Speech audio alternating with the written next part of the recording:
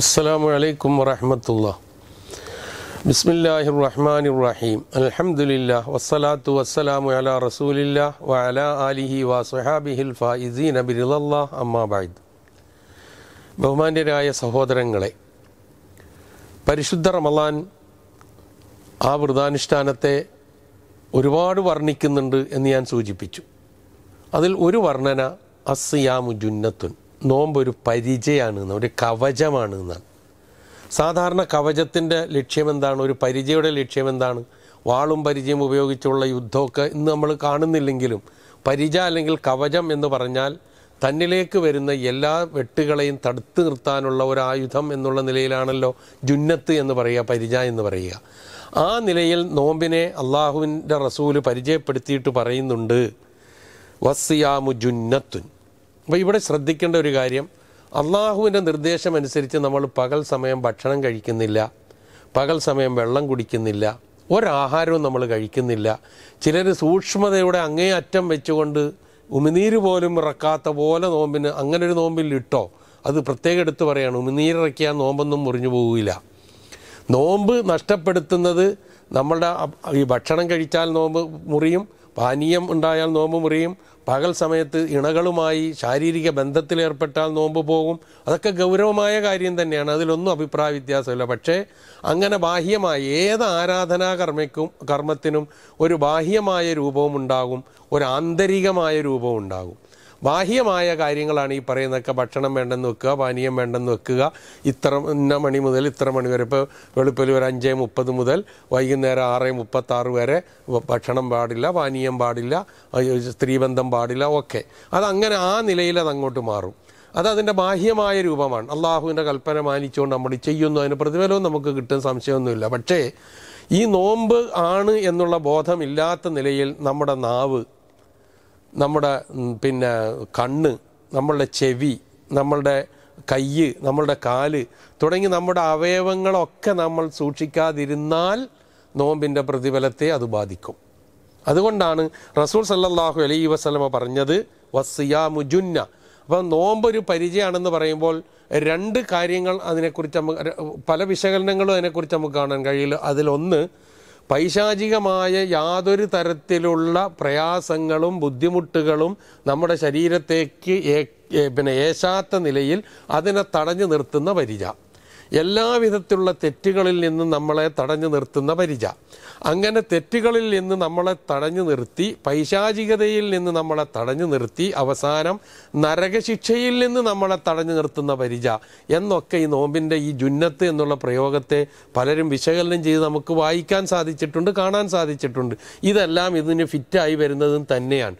പക്ഷേ അത് പറഞ്ഞതിന് ശേഷം പ്രവാചകൻ പറഞ്ഞ ഒരു കാര്യമുണ്ട്, നിങ്ങളിൽ ആരെങ്കിലും നോമ്പുകാരനായി കഴിഞ്ഞാൽ അവൻ അസഭ്യം പറയരുത്, അവൻ ചണ്ട കൂടരുത്.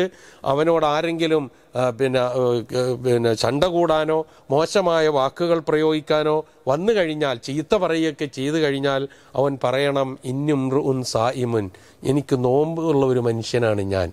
അവൻ പറയണം എന്ന് പറഞ്ഞാൽ എനിക്ക് നോമ്പാണ് എന്ന് പറഞ്ഞൊഴിവാകുക എന്നുള്ള ബാഹ്യാർത്ഥമല്ല അതിന് നമ്മൾ എടുക്കേണ്ടത്. മറിച്ച് അവനൊരു ബോധമുണ്ടാകണം, എന്ത്, ഇവൻ എന്നെ ചീത്ത പറയുന്നുണ്ട്, ഇവൻ എന്നെ ശകാരിക്കുന്നുണ്ട്, ഇവൻ എന്നോട് മോശമായി പെരുമാറുന്നുണ്ട്, പക്ഷേ ഞാൻ നോമ്പുകാരനാണ്, അതേ ശൈലിയിൽ ഞാൻ വന്നു കഴിഞ്ഞാൽ എൻ്റെ നോമ്പിനെ അത് ബാധിക്കും എന്നൊരു ബോധമുണ്ടാവുക.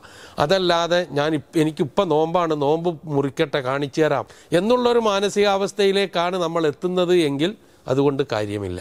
അതുകൊണ്ട് നോമ്പെന്ന പരിച ഒരിക്കലും അതിന് ഓട്ട വീഴാതെ നിങ്ങളിലൂടെ നമ്മളുടെ ശ്രദ്ധ ഉണ്ടാകണം. എല്ലാ രംഗത്തും സംസാരം, കളവ് ഒരിക്കലും പറഞ്ഞുകൂടാ, നോമ്പിനൊട്ടും പറഞ്ഞുകൂടാ. കള്ളസത്യം ചെയ്യുക ഒരിക്കലും പാടില്ല, നോമ്പിനൊട്ടും പാടില്ല. ഇങ്ങനെ പരദൂഷണം പറയുക ജീവിതത്തിലേ പാടില്ല, റമദാനിൽ പാടില്ല. ഏഷണി ഇങ്ങനെ നാവ് കൊണ്ട് നരകം വാങ്ങുന്ന ഒരുപാട് കാര്യങ്ങളുണ്ട്. ആ കാര്യങ്ങൾ നോമ്പ് കാലത്ത് വേറെ പണിയൊന്നുമില്ലാത്തത് കൊണ്ട് ഇരുന്ന് ഇങ്ങനെ പറഞ്ഞു കൂട്ടി ചെയ്തു കൂട്ടി അവസാനം നോമ്പിൻ്റെ പ്രതിഫലം മുഴുവനും കളയുന്ന, നോമ്പെന്ന കവചത്തിന് ഓട്ടയിടുന്ന അവസ്ഥയിലേക്ക് നമ്മൾ എത്തുന്നു. നബി സല്ലല്ലാഹു അലൈഹി വസല്ലം അങ്ങനെ തന്നെ പറഞ്ഞിട്ടുണ്ട്.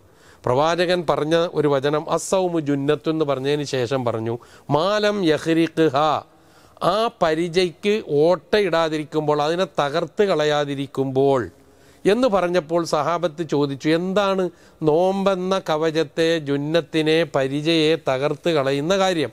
റസൂൽ സല്ലല്ലാഹു അലൈഹി വസല്ലം പറഞ്ഞു, അൽ കദിബു വൽ ഗൈബ, നുണ പറയുക, പരദൂഷണം പറയുക. ഇത് രണ്ടും കൊണ്ട് മനുഷ്യനെ തെറ്റുകളിൽ നിന്ന് തടഞ്ഞു നിർത്താനായി നിശ്ചയിക്കപ്പെട്ട നോമ്പെന്ന കവചം ഈ നുണ പറയുന്നത് കൊണ്ടും പരദൂഷണം കൊണ്ടും തകർക്കപ്പെട്ടു പോകുമെങ്കിൽ, തകർക്കാതിരിക്കാൻ വേണ്ടിയുള്ള പരിചയെ തകർക്കുന്ന അത്ര ഗൗരവമായ തെറ്റുകളാണ് ഇതെങ്കിൽ, പരിശുദ്ധ റമളാനാണ്, പ്രത്യേകിച്ച് നമുക്കൊന്നും ചെയ്യാനില്ല, കിട്ടുന്ന സമയം ആരെങ്കിലും കുറിച്ച് ഏഷണിയും പരദൂഷണവും പറഞ്ഞിങ്ങനെ ഇരിക്കുക.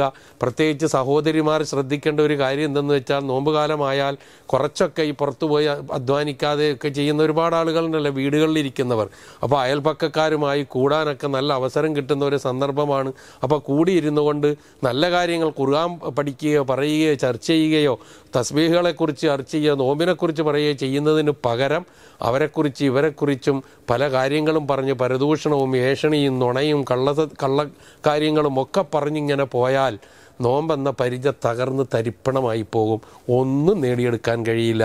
അതുകൊണ്ട് നോമ്പെന്ന പരിചയെ അതിന് ഓട്ട വരാതെ തകർക്കാതെ കരുതലോടെ പോയാൽ ഈ പറയുന്ന പ്രതിഫലമൊക്കെ നമുക്ക് നേടിയെടുക്കാൻ കഴിയും. അള്ളാഹു ആ രൂപത്തിൽ നമ്മുടെ നോമ്പിനെ സ്വീകരിക്കുകയും കഴിവിൻ്റെ പരമാവധി അത്തരം കാര്യങ്ങളിൽ നിന്ന് അകന്നു നിന്നുകൊണ്ട് നോമ്പിനെ യഥാർത്ഥ പരിചയമായി കൊണ്ട് പരലോകത്തെത്തുമ്പോൾ നരകത്തിൽ നിന്നുള്ളൊരു കവചമായി തീരാൻ റഹ്മാനായ റബ്ബ് നമ്മെല്ലാം അനുഗ്രഹിക്കുമാറാകട്ടെ. വസ്സലാമു അലൈക്കും വറഹ്മത്തുള്ളാഹി വബറകാതുഹു.